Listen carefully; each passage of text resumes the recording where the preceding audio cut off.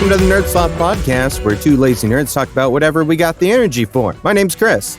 I'm Joseph. Energy is fleeting these days. I'm real sleepy. I don't know about you, man, because... No, I rested well last night. I feel well rested. I worked out this morning, so I'm good. I've got a lot of energy right now. There you go. Do you want to switch for a little bit? Would you like to come care for a child for a while? No. So that's why I keep my energy, because it's not being drained by a child. Yeah. That's why we missed last week, because I'm now a proud papa, and that has taken up a heck of a lot of time and energy. Only imagine. It's so weird to me thinking of you as a dad, or just like right? when I think about like any of my friends as parents, I'm like, oh, we're just so young. But it's like, oh no, we're not that young.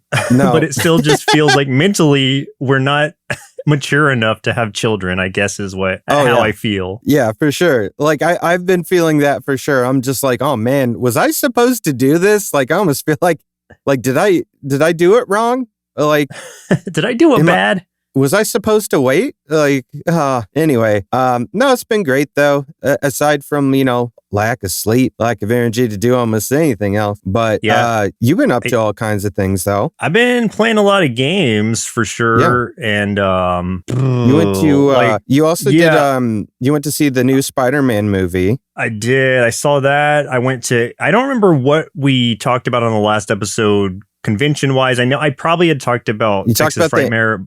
But you talked about that. You talked about Akon. Oh yeah, I went to Akon.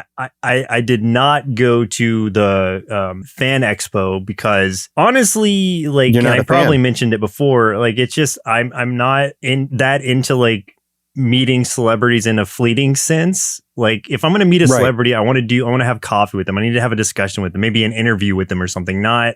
You want to learn about their greatest fears and get real of course. Deep. Yeah. So I can be an effective stalker, of course. If you could, like, and I'm going to exclude Doug from this and Mike, Doug Jones and Mike Doherty, because those are already friends. If there's another, like, what's another celebrity that, like, if you could be like, okay, I want to sit down and have a deep conversation, in a coffee shop or wherever, like, who would you choose at this point? I don't know really who. Gosh, do you have anybody while I think on that? Man, that's I don't know. You know what? I do have one, honestly. I would say Ryan Gosling. I think he'd be such an interesting person to talk to, just because we have a lot of common interest, and he's definitely a horror fan. I'd want to talk about horror movies, talk about his band Dead Man's Bones, and then I guess just in general, like, hey, what's it like being so handsome just all the time? Is that one of the other things that you're just like, we have in common? You're just like, no, we like horror, we're super hot, we're ripped. I would never put myself on his level. Are you going to see the Barbie movie to see Ryan in it? I may. Like, it looks really interesting. I'm curious to see. It looks pretty funny. How tongue-in-cheek it is. Yeah. It looks pretty tongue-in-cheek. Like, it looks like it's kind of making fun of itself a bit. Right. It's at least self-aware. So I think seeing that and just like seeing what they do with it will be a lot of fun. I think I want to choose, if I choose somebody, it's probably going to be like someone I want to learn something from. Is that cheating? No, I mean, truly, if we really back out of this, like, you can learn something from anybody. And I think you should find value in anybody you associate yourself with. If you're not learning something from your friends, then what value do they have to you? Sure. I think at this point, I would choose either Steve Bloom or maybe Matt Mercer. Oh, man. Yeah, those are good. One of those two. Why not both? Just have a triple threat coffee. Okay, no los dos. I think if it had to come down to it, like, the legacy that Steve has, I love that, but Matt has his hands in so many things that I think I would go with Matt at this point. If we're going that direction, though, like, wouldn't it be so interesting to meet Frank Welker? It's like, we have said that man's name so much over the years. Yeah, if anyone listens to our other podcast, Cartoon Boom, we talk about Frank almost every episode. Basically, because he's in He's in almost every episode we talk about. Yeah. So if we're going voice actor, then like meeting him, meeting Grey Delisle. She'd be great. Tara. Yeah, Kath Soucie, Rob Paulson, like getting to have just a sit down with them, or Maurice LaMarche. Anybody, any of those, I would be like just so happy. But it's Jeff not something Bennet like would be another. I'd love to meet Jeff Bennet. Oh yeah. It's He's just great. like, because meeting them at a convention is one thing. That's just such like, you can't really say you met them because it's not personal enough for me.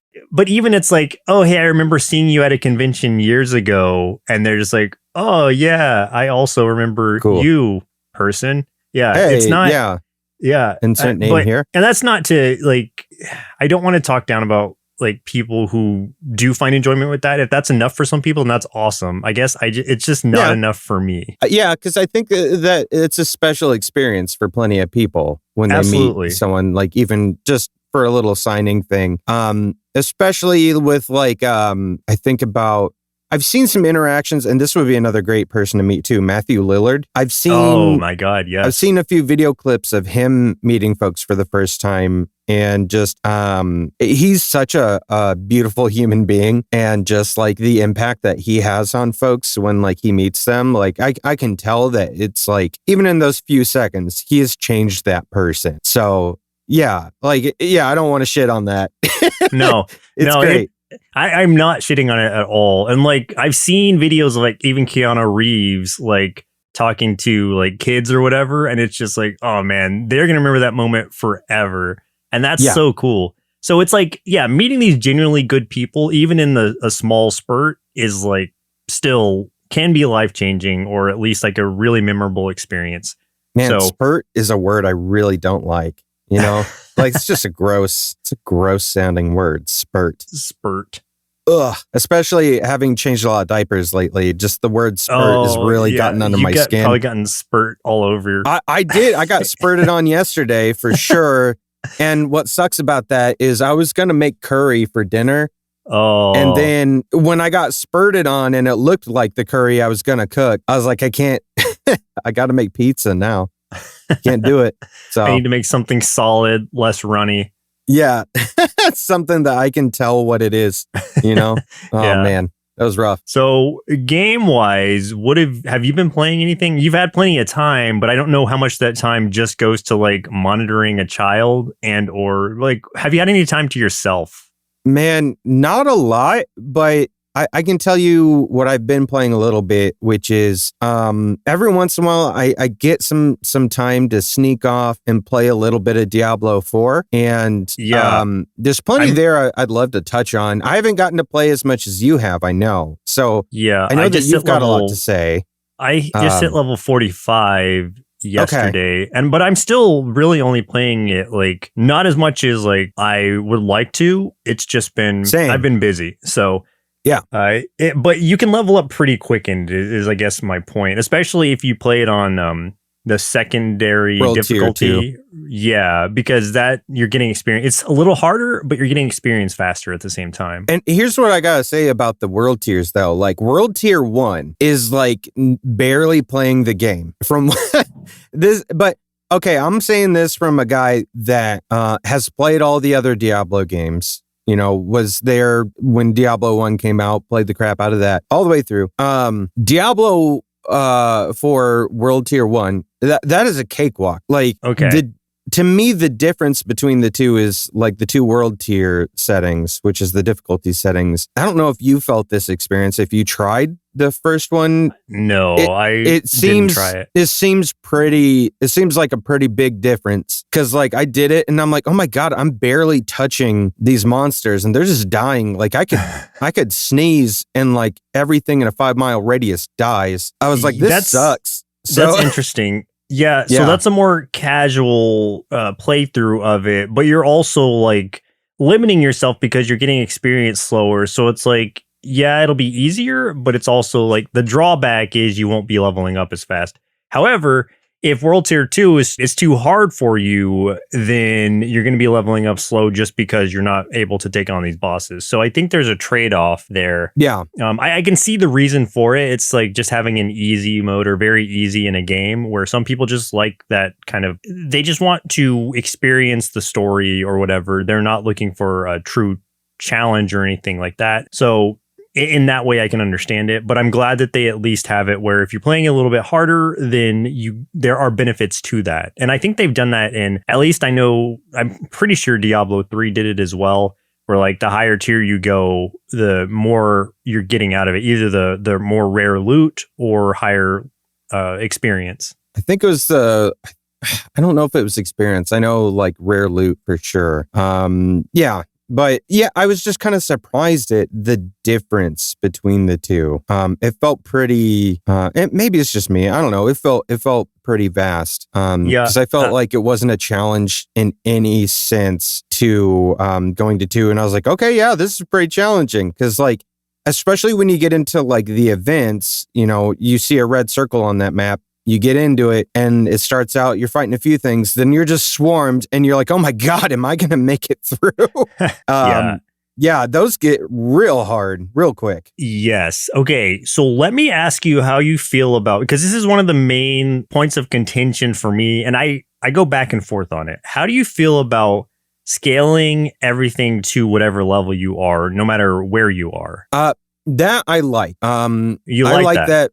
I do like it because I feel like it gives you some freedom to explore the world at your own pace. But I say that still being only like level 20 something. So I haven't gotten to go out and do a whole lot yet. Like I'm still mostly in the snowy kind of starting kind of zone. I've only dabbled a little bit into what like I guess Act 2 would be. Okay. Which was when I got to that one manor and all the goatmen attacked and stuff. But I at least in practice, I like the idea that I could go anywhere at any time and experience any part of the map. I think that's kind of cool. Okay. Yes. So I'll tell you what I like and what I don't like about it.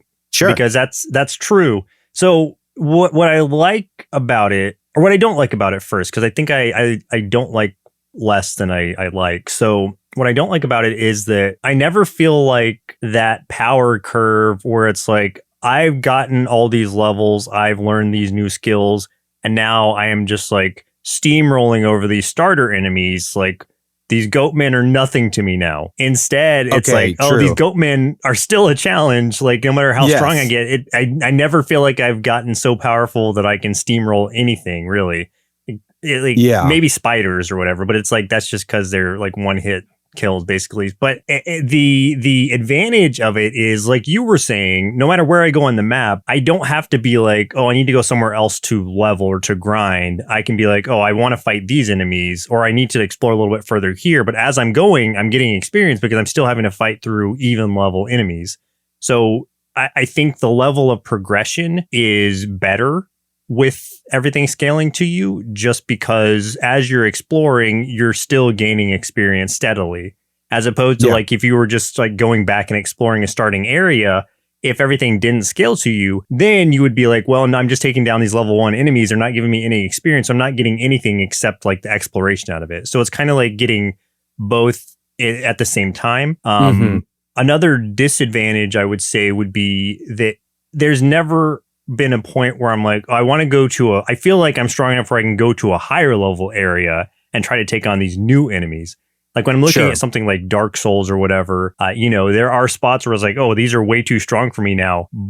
Or even like Tears of the Kingdom, I'm thinking about that. It's like, okay, I feel like I can take on this Lionel now because I'm strong enough. I have enough hearts. Like there's never that point where it's like I can go and face my next challenge because I've gotten stronger. It's just like, okay, I'm steadily progressing through the story or whatever. Things are still even to my level. The only real difference in the map, I guess, is if you go to a stronghold area, because then everything is like 1 or 2 levels above you. So it's a little bit harder, but not significantly enough where it's like, oh, I cannot do this now. I have to go level up more. Right. Yeah. So, I can see the disadvantages there. And I'll give you that too, because I can see where once I start playing a little more, I might run into that wall where I'm just like, man, it's just like there's no breakthrough point for one where like if I want to go back and finish some of the blue side quests or something that I left behind in an area, I won't be able to blaze through those quickly. It like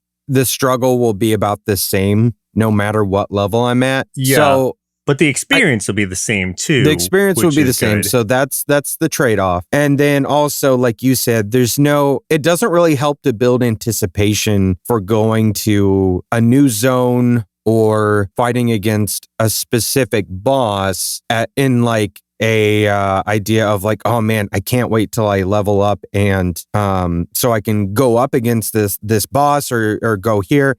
Instead, it's just like I can't wait to physically walk there because that's all I got to do and then I can do it. So yeah, that to me, yeah, you're right. That does kind of tear down a little bit of that anticipation that the other games have kind of had. So yeah, so I see that.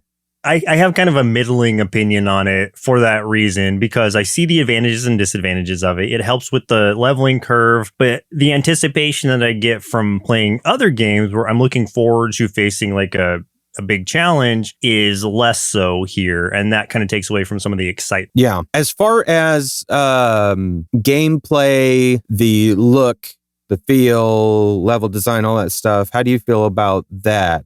Story, all those things? I like What's your thoughts? I like it overall. And it's one of those things where it's like, you can have something on in the background, like a podcast or a movie or something or whatever, and kind of mindlessly do it. Because once you figure out your, I guess the combo of moves you're going to be doing, because you can only have like basically 4 moves attached to you plus your attack and secondary attack. And after that, you're just kind of going through this cycle of things where it's like, okay, I need to do this. It changes up a little bit based on enemy placement and whatever, trying to get them in certain areas or, mass them together. But overall, it's almost like driving a car where it's like once you get the motions down, you can kind of do it subconsciously, and so you can do something else in the background. Where I find myself like being pulled back in is if I'm doing a story mission, because I do find the story actually really interesting and I'm curious to see where it's going to go.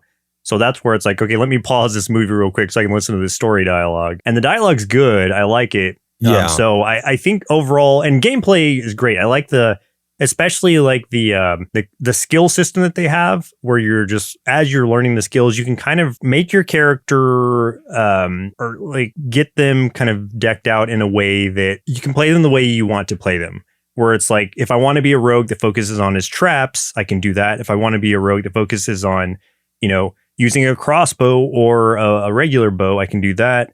If I just want to be a close range, like stealthy crit rogue, I can do that. And so it's like being able to play a class in many different ways adds a lot of variety to it that I appreciate, because even if you and I were both like a warrior or a barbarian, rather, we would both be able to play completely differently. Like you could be like a fury barbarian who dual wields, and I could be one who's just like a thorn tank who just does damage by getting hit.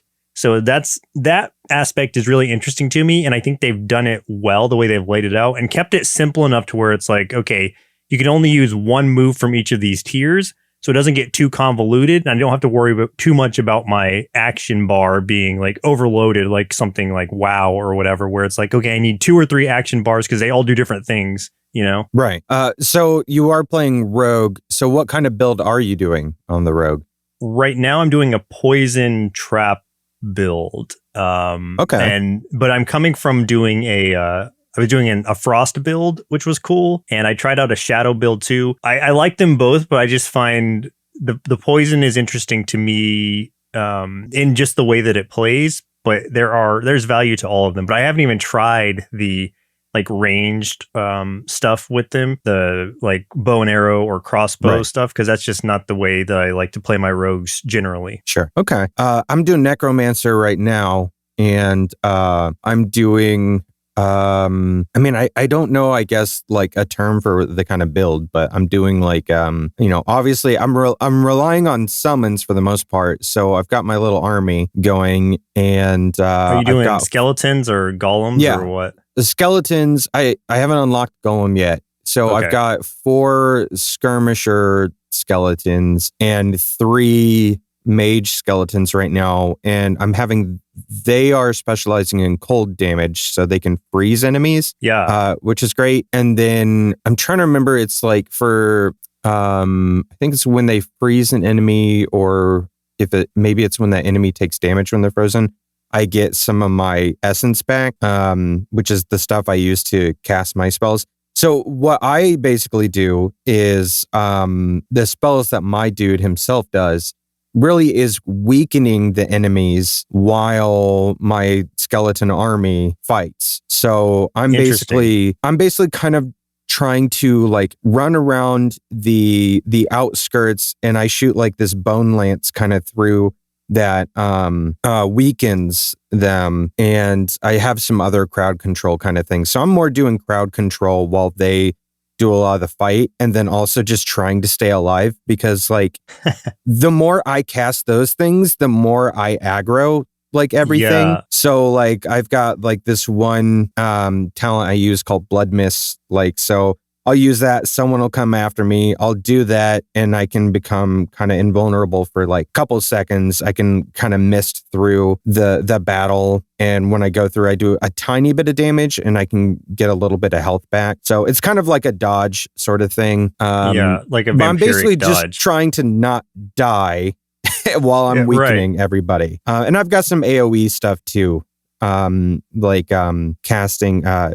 was it Decrepify? I think is something like that.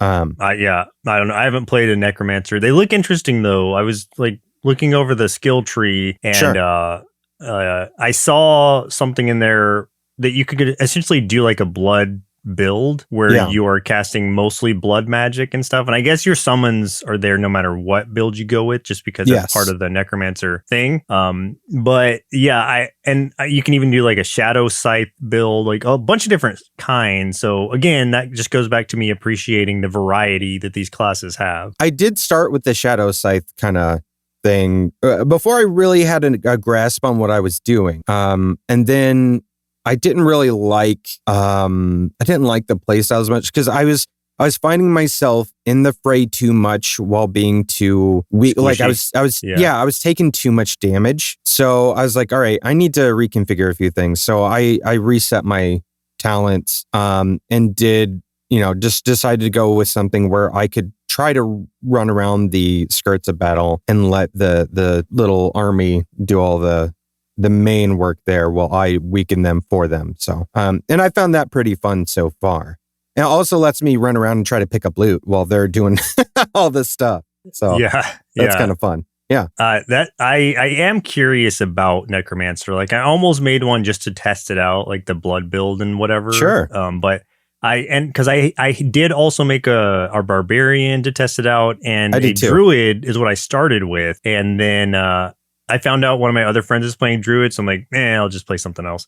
So I'm playing rogue mainly because no one else I know is playing rogue, so that we can have some variety if we team up. Because if you group up with people, like you can group up with them no matter what level you are, and enemies scale to your level, which that's a really interesting part of it. Yeah, because then it's like even if you're level 1 and somebody else is level 50, like you're still fighting the same difficulty enemies, which that's just like the math of that is just so strange to me how they made that work. Cool?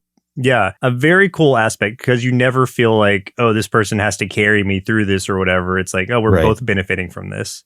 Well, it solves a lot of problems that older Diablo games have had, which is, like running low levels through stuff and just, quickly getting them to level up by doing that stuff. It also, I think, with the idea of not being able to, since everything scales to your level, like even during solo play, I think it might reduce the idea of farming for certain items and stuff, because everything's going to remain somewhat of a challenge. So I think it'll reduce some of those things and keep a little bit of a better community around items, things like that. So hopefully so. I could be proven wrong, because I'm sure someone's going to find a way to, screw it over at some point. So, and I mean, it's Blizzard, Activision, they'll mess their own game up eventually. So, like if there's not an auction house here already, there will be soon. There will be. Yeah. They're great at screwing over their own games.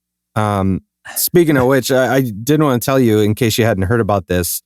So you had heard, I think, that Overwatch 2, the big, I guess the big thing for there being a second one was that they were going to do all the PvE stuff, right? And then they're like, just kidding, we're not going to do that. Like, that's gone. Even though we've been saying for like years that's what Overwatch 2 is going to be. Now we're not doing that. Well, come to find out, it's a little more complicated than that. Now they're like, okay, well, we are going to kind of do it, but what they're doing, and now it's just like, oh, I see what you did, you bunch of jerks. Instead of releasing, you pay like the $60 or whatever, and you get, like a full Overwatch 2 game. What they're going to be doing is releasing, every so often, these little mission packs where you get like 3 missions. So if you ever played like those like archive events and stuff, those might take you, I don't know, 10 minutes or whatever. Yeah. If you remember those. I never did, but go on. Okay. So they're going to release those every once in a while in bundles of like 3, but you have to pay $15. So imagine that they have let's say 20 missions developed. That's going to cost way more than a $60 game, which you would originally get probably, and then probably much less content than you would have gotten for a $60 game, right? Right. So, yeah. Oof. Yeah. I mean, I guess if Overwatch 2 is the only game you're playing, then maybe that makes sense. No, that's garbage. And or if you're a streamer and you're like an Overwatch 2 streamer specifically, those people who are making a ton of money off of it, like they'll just throw money out there. It's just the whales that'll just throw money at it regardless. Like there was a Diablo Immortal player, maybe multiple, who spent like $100,000. Oh my God. Just to like unlock loot or do whatever you do in there. I don't know. That's insane. Yeah, right. But to them, it's like, I mean, that's part of their income anyway. And it's a write-off because it's part of their job, I guess. I guess. But like, I'd be like $100,000, like maybe, I don't know, that could buy, a good chunk of a house. Oh, God. Well, I mean, these are people who probably are already millionaires, I would assume, if they're spending that much money. That's a real good point. I can't fathom the idea of having even just $1,000 and being like, oh man, I'm going to definitely spend $1,000 on in-game loot. Like, right. That does not compute to me. Like, I can't even justify like Overwatch 2 right now, like some of the equivalent of buying some of the, you have to buy like the digital currency or whatever to buy like skins. Like the legendary skins in there are essentially $20. I can't even justify that. Like I'm not paying $20 to give like on a different colored clothes. No, like that's the dumbest thing I've ever heard of. Well, it's also my God. Even in the Diablo 4 shop, like there's some outfits, just cosmetic outfits that are like $30 for the set. And it's like, oh no, why would anyone ever do that? Yeah. Like I said, they always find a way to ruin their own games. Yeah. They will. They'll do it. They'll ruin it. It's wild. But speaking of people that aren't ruining games though, how you've started playing Street Fighter 6. I did a little bit. How do you like it? I like it a lot. I haven't gotten to really do much real combat with it because, I'm doing the story mode where I made my own character and doing all that. And you unlock moves at a pretty slow pace. So it's like, I don't even have like, counters and stuff on there yet. But I did play some of just like offline against the CPU just to test out what a real fight's like. And that was really fun. I played as Kin, so good. And just because I remember most of Kin's moves, and it really fun. I love the counter system in there. The parry system's good. It's like it feels so nice, and then pulling off specials is super simple. Are you doing the modern configuration or are you doing classic? I don't like that. I have to do classic like just modern? because that's what I'm so used to. Wow, no, because I get it why like it's more streamlined, and it's just like you just push kind of one button or one combo of buttons to do like a huge combo. But I don't feel like I'm learning as much if I'm doing it that way because I'm just used to doing the motions for these. I understand moves. that. Yeah. But I see the value in it. Yeah, I play on modern because I'm terrible at these games. So I'm like, that's the only chance in hell I have of winning any round of a match is using the modern configuration. Have you played much have you played online at all, or are you just playing the story mode, or what? No, I've only played story mode, and that's pretty much been it. So and I haven't really gotten to play much since the last time that we talked about it, which was a couple of weeks ago. Oh, okay. So I'm interested to know. Well, I would say I'm interested to know what your character looks like, but I can already take a guess that you made a character that looks just like you, and then probably named him Joe Bot or Jack or something like that. Yeah, no, I can't remember what his name is, but it's harder to make these characters like look good like in the character creator as it is like it's easier in other games to make them look good is what I'm saying. So it's like, well, I just gonna have to deal with this face, this default-ish face, and I just threw long hair on there because I like that long hair look on these characters. Okay. So it doesn't look a lot like me, but it's definitely got the same kind of hair color and stuff. So you wanted it to look like you. It's me in spirit. Yeah. Okay. Is it like you during COVID when you had your long hair? Basically, yeah. Okay. It's COVID Joseph. COVID Joe. Yeah. COVID that Joe. Should be my name. COVID that Joe. That could have been a great name. COVID Joe. Yeah, dude. No, it's good. I did a sparring match with Chun-Li because she's my current leader or whatever, trainer. And I can see like it's possible to beat them, but they're so much higher level than you. Like it's hard. It is very hard. And you're not supposed to beat them basically because they're masters, and you're just a starter fighter. So it just feels good that I was like almost able to beat her, and then I didn't quite, but it's like I don't feel bad about that because I'm like, oh, you know what? That was a good training session, especially when I don't have all my moves at my disposal. Right. How did you feel about Luke? I love this dude. Luke he's fine, but he just has like the biggest forearms that I've like the most oversized forearms ever. Yeah.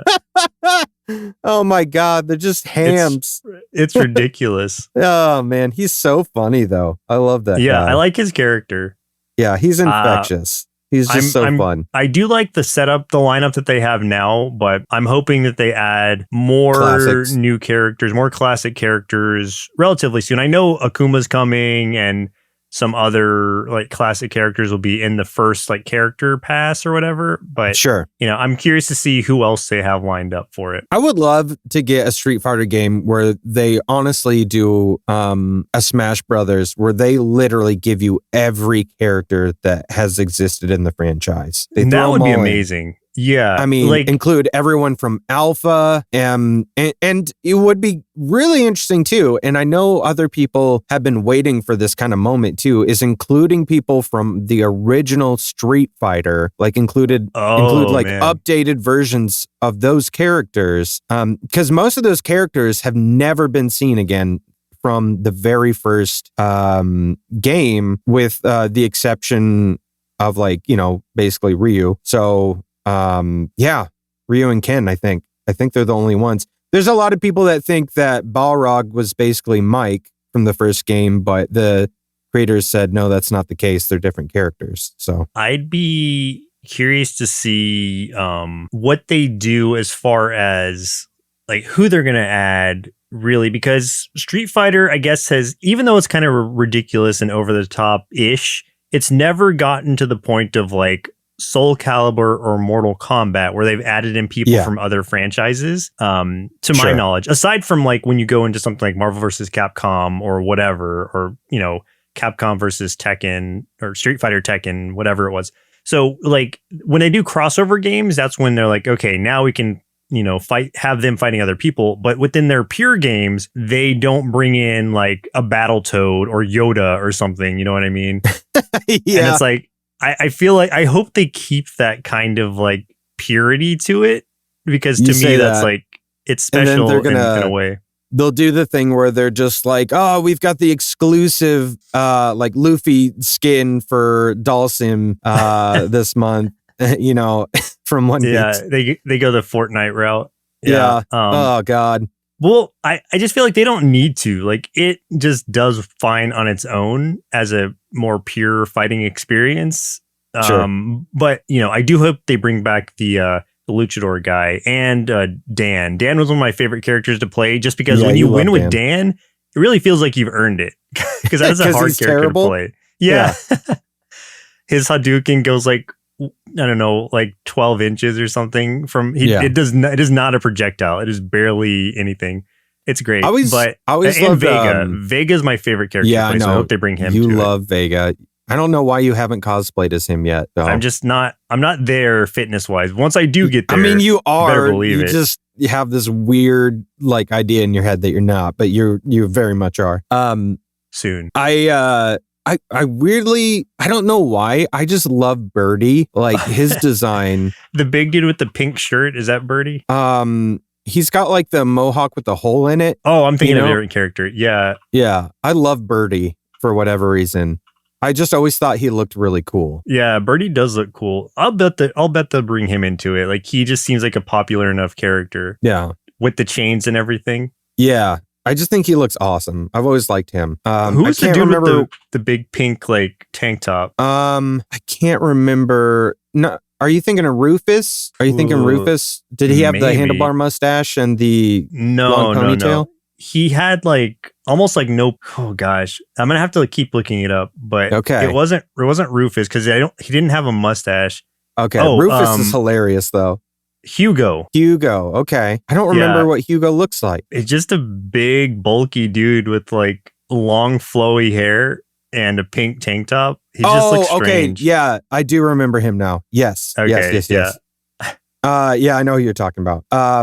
Yeah, he'd be fun. There's just so many weird characters. I know. That's why I love to see. You don't need to branch out when you've got all the characters to choose from your history of Street Fighter games. Yeah, I want them to put all of them in there. Absolutely, that would be fantastic. Like just an all around like fighter, like the Street Fighter to get is Street Fighter 6 at that point. Yeah, exactly. Which honestly, I think it currently is. The more characters they add, the better. Just because it's the most welcoming. Especially with that modern control system. If you're not comfortable playing fighting games like with the classic one, switching over is so easy and it feels pretty seamless.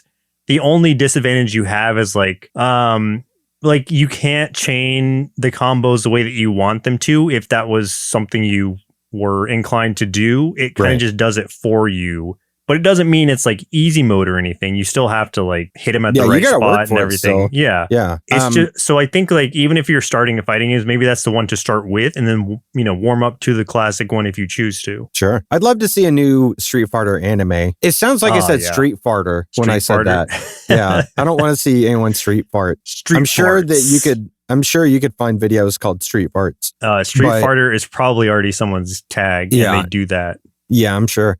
It's probably somebody's got like an NSFW Twitter that just has videos called Street Farter of them just walking by people farting and seeing just their spreading reaction, their cheeks and ripping one. Yeah, and probably at people bussing for money and stuff, which sucks that they would do that to those people. I hate Street Farter now.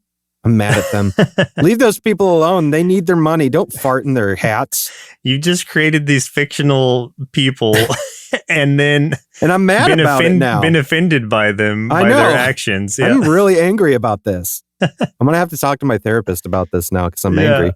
But I would love to see a new anime or something with that. That would be so much fun. I just love that world so much. I just want to see more stuff. Yeah, it makes me want to go back and watch the older anime movies because I remember liking those. I don't know how they hold up now. Probably not great, but I would still check them out. Still check them out. Yeah. Yeah.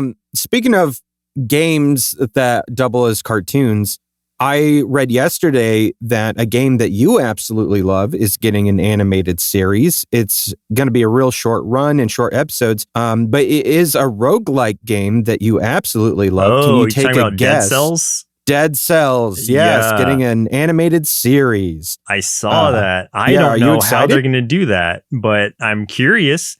Dead Cells is really taking off for people because it also just kickstarted a board game. Wow. That looks like a lot of fun. Yeah. I've never played Dead Cells yet. Oh man, you got to play it. Like, I know. I want to. It's such a good game. It's challenging, but it is rewarding. And it's one of those roguelikes where even after you fail or whatever, you still usually will always earn something out of your run. And I beat the Castlevania expansion for it. So much fun, such a good time, and gives you like skins and stuff you can put on to look like, Simon Belmont or Alucard or whoever.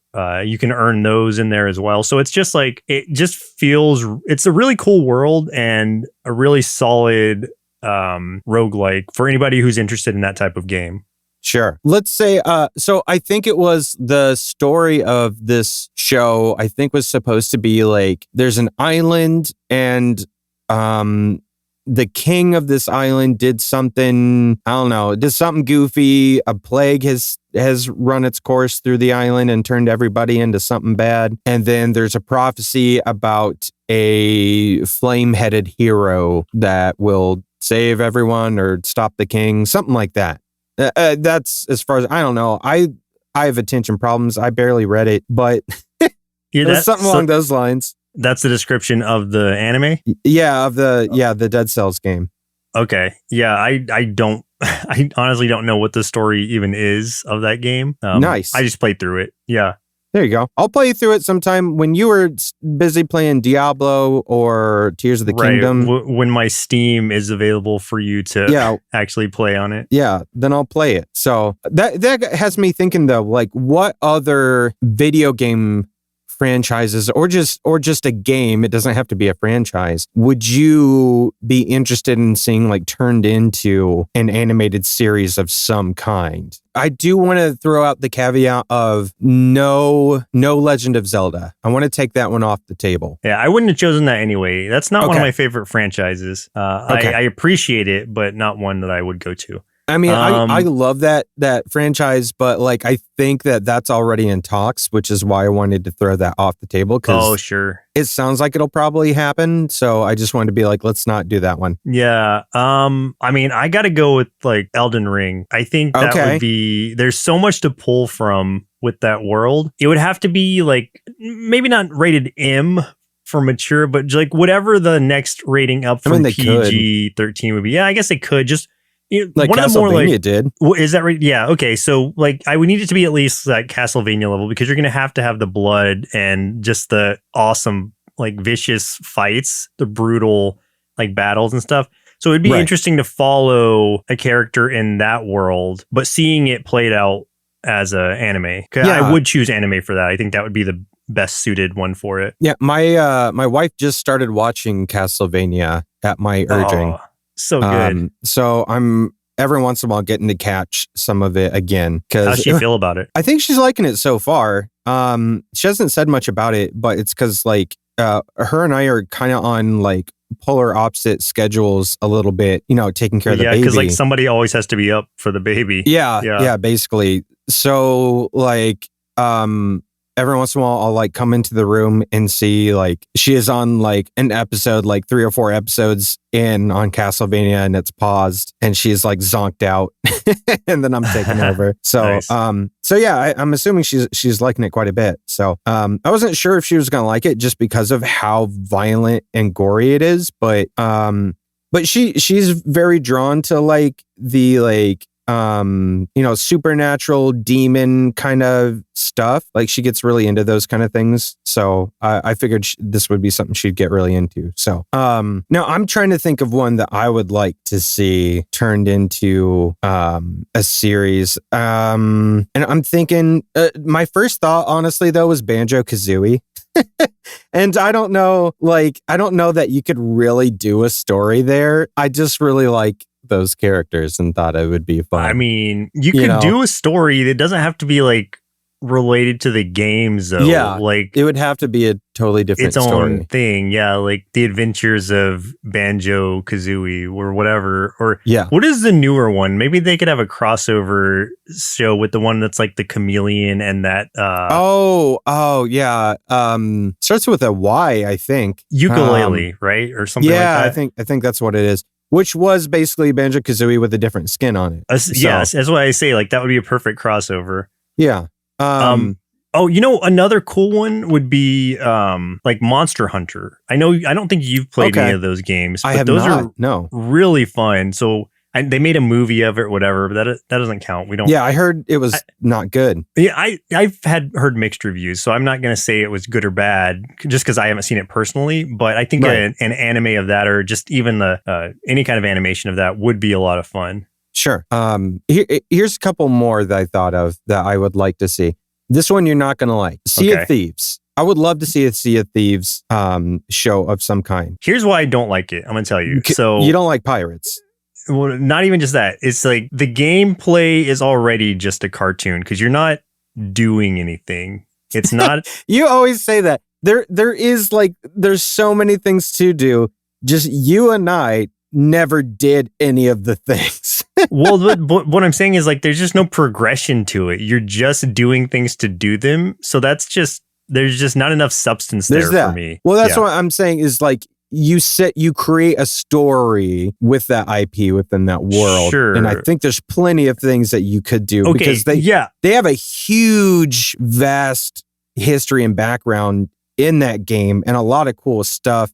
Especially when you consider like all the different like not vendors, but like the different factions. That's what it is. Like the Reavers and all of that stuff. Like I think that there could be some really cool stuff there. I'll give you that. Like I think seeing it animated might make me like it more than playing it. Like that'll be one of those things where I prefer the animation over the video game because I don't mind pirates. I think the world easily could be interesting. It's just like there's not enough there. It's the same reason why like it's hard for me to play something like Minecraft because it's like I'm not doing anything. I'm when I have too many choices, but none of them are doing anything for me. It's like I don't feel like I'm earning, I don't know, anything in the process. So that's where it's challenging for me to play that game. But like what are some other ones you had? Fable is another one that I think would be fun. Okay, I have to ask you something about the trailer that just came out. Yeah. Ask me about that trailer. There's a lot of contention from at least the vocal minority that's like the main character isn't attractive enough or something. Oh God. Yeah. Which is such a stupid argument. I know. I feel like this argument is coming from people that don't understand that women don't just always have makeup on or something. Yeah. Or so it's probably from the minority that just hasn't ever associated with the other sex at all. I would agree that they are dumb. If your complaint about a video game trailer is that the main character in the trailer isn't attractive enough, go outside. Just go outside for a while. Don't play people. Games anymore. Like that's when you've lost all touch with reality. The same was said about Aloy from Horizon Zero Dawn, the second one at least. Yeah, that's right. Yeah, like she had more, I don't know, had more of a fuller face or something. I can't even remember what, but people were just saying like she wasn't conventionally attractive to them. And it's like, are you playing games because you're attracted to the main character? Yeah, it doesn't make any sense. If so, like, does that mean you only play games where you get to be a female protagonist? Otherwise, does that mean you're also attracted to men? And if so, like, that's fine too. But my main question is like, what is it you're playing games for? Because I've heard people say, and I don't agree with this, but I've heard people say that like in a game where they have a choice, they'll play as a woman because that's what they're looking at the whole time. Is like the back of this female character, and it's like it's just never been like my thing to play as a girl in a game where I have a choice. Like I'm gonna play as a character that represents me because I'm part of that world. It just helps me like be or feel like I'm more engaged in it. But some people just do it, but I feel like they're doing it for like the wrong reasons. If you could say that, you know? Yeah, I mean, I will play and create female characters and stuff, or androgynous characters and characters that are totally different from me. But from the aspect of like, I just have an idea for a character I would like to see exist that doesn't need to be me. And it's not like a sexual thing. Like, folks, both hands on the controller, folks. Like, if you're playing a game, keep those hands where I can see them. Like, that's not what the games were made for. The character wasn't designed for you to beat off to it. Like, it's just such a play weird the damn game. A weird telling argument about people's perception of life, right. I guess. Yeah. I mean, if anything, my caveat with that trailer is I'm like, I don't know if I'm super stoked about what seems like it's a Jack and the Beanstalk story. You know, yeah, that's my caveat. I'm like, but the whole game might not be that. So I'll see what it is. I'm sure that's just a portion of it, but right. Yeah, from the trailer, you don't really get a good impression of what the main story, the through line is going to be. Exactly. I'm just excited to see what a new Fable game could be because I love that world. I love all the games. A lot of people hate the third game. I don't hate the third game. I think it's okay. I think it's the weakest of the three. But I enjoyed it still. I think you can still do some pretty cool stuff in it. I think the thing I don't like about the third one is you have less choice in your character, whereas like the first two games, you really are kind of making a character and choices really do belong to you. Whereas that third character, a role is set for you because you are playing a pre-established character. You're playing a character that is a sibling of the king or whatever. So like, so some choices are kind of taken from you right away. And like, I was like, compared to the other two games, that kind of sucks. But it was still a fun game. I still enjoyed it. I love all those games. We won't talk about the Kinect game because that's garbage. Oh, I forgot about that. And it has nothing to do with the other games, really. It's just like its own. Yeah, it's nothing. That's how I feel about VR games right now. If I'm looking through my like suggested game list on Steam and a VR game pops up, I'm just like, skip. Like I'm not going to play this because if its focus is VR, then it's going to be playing in a way that I don't have a lot of interest in. I'm not saying all VR games are bad. It's just as a person who doesn't have a VR headset and doesn't have a lot of interest in playing VR in its current state, that doesn't appeal to me. Yeah. What's the weirdest game you have played as far as like a game that is different than the norm as far as if it is, because like, for instance, VR is different than a conventional video game, right? Mm-hmm. So as far as how a game is played or the gameplay aspects of it, what's the strangest game you have played? The first thing that comes to mind is getting over it with what is this? Bennet Foddy. Oh, do you remember what that one is? Where you're in the cauldron. Yes. And you're using the sledgehammer or whatever. Or the sledgehammer to like try to edge yourself up over a mountaintop. Yes. Yeah. That is probably the strangest overall game I've played, I think. Yes. He's got a new game coming out right now called, I think it's called Baby Steps. Yes. You sent me the trailer for that one. Yeah. Yeah. Where that you're looks like fun. Playing this like depressed dude he's like a depressed gamer that's just been on his couch and he doesn't remember how to walk. Trying to relearn how to walk. Yeah. Yeah.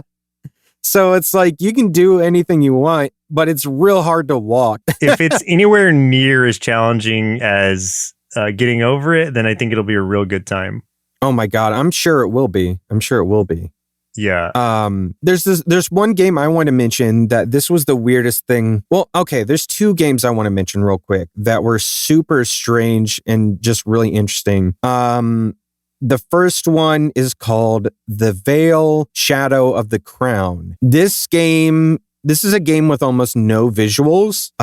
Is this a free-to-play game? No, this was not. I played a free demo of it, but this is like a full-fledged game that you can get. And I think it is available for VR, but like the only thing you would see in VR is kind of like light modes and stuff. It's mostly just black and sometimes there's some text you can read. But what this is a game where you are playing as a blind protagonist. Oh, I've heard about this. Yeah. Yeah.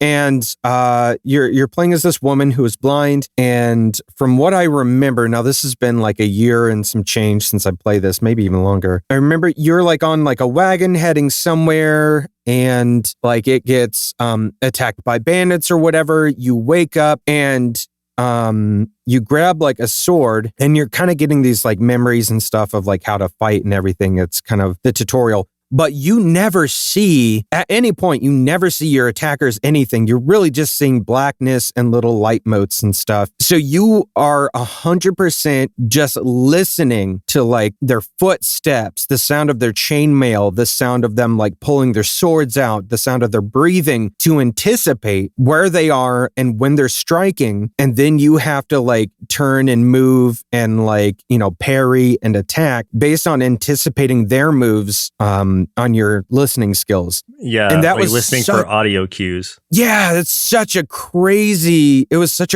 experience, and it was incredibly difficult. I can imagine. I it was think it'd so be cool, though.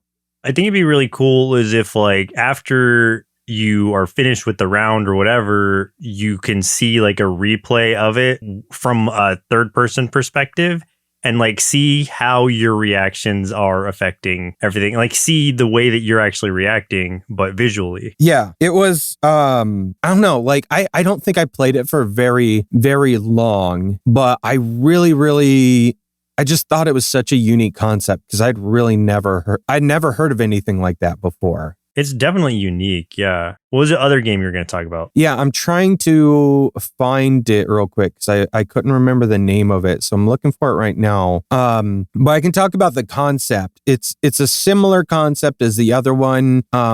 Rather than relying on sound or anything like that, what's going on is you are in like an underground cave and you have no light or anything. Scanner is Sombre. So Scanner, and then the second word is Sombre.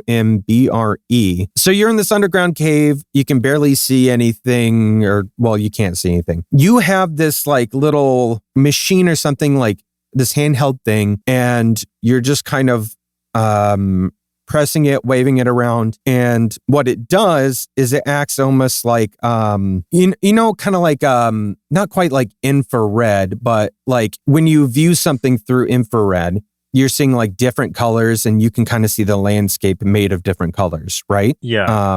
So it does something like that, where it creates these dots of light everywhere. And that is the only way you can see and make your way through this cave. And it's a long maze of a cave. I think it took me about an hour and a half to get through this game. Everywhere you go, you're having to use this thing to figure out where you can go, where drop-offs are, so you don't fall off of things, to find your way out, essentially. Now, the caveat is there's something down there with you.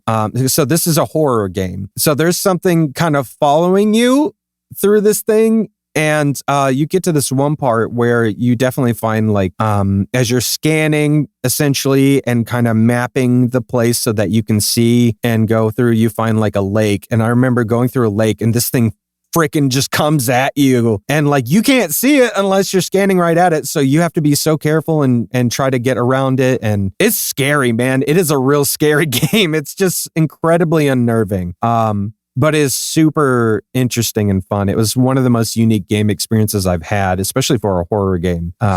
So yeah, I would definitely recommend playing that one. That's pretty cool. It's a pretty cool indie game. Looks like it's only $6. So yeah.